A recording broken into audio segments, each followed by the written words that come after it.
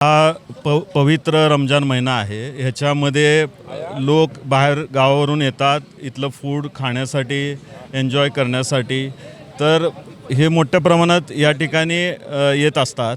तर मला येथील नागरिकांना एवढीच विनंती आहे की जे बाहेरून येतात किंवा इंटरनल इथले देखील लोक आहेत, त्यांनी त्यांच्या ह्या गोष्टी थोड्याशा समजून घेतल्या पाहिजेत. तरी देखील आम्ही जे फुटपाथवर असतील किंवा स्टॉलच्या बाहेर जर त्यांचे हे खाद्यवाटप असेल तर त्याच्यावर आम्ही कारवाई करतो आहे, जेणेकरून वाहतुकीला अडथळा होणार नाही.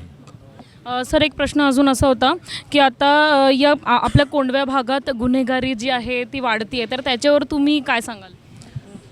तर ज्यावेळी रिपोर्टिंग होईल किंवा अशा प्रवृत्तीचे लोक असतील तर त्यांच्यावर आम्ही कठोर कारवाई करत आहोत. आणि जरी तसं काही निदर्शनास आलं तर त्याच्यावर आम्ही प्रिव्हेंटिव्ह ॲक्शन देखील घेत आहोत.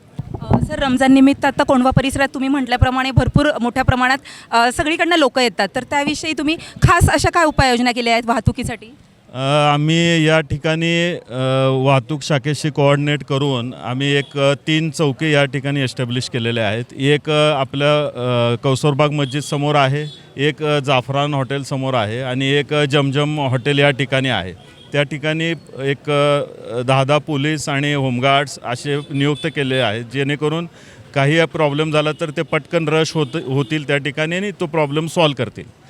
तसेच आमची पेट्रोलिंग देखील आहे आणि माझ्या रोजच्या रोज कारवाया देखील ह्या चालू आहेत.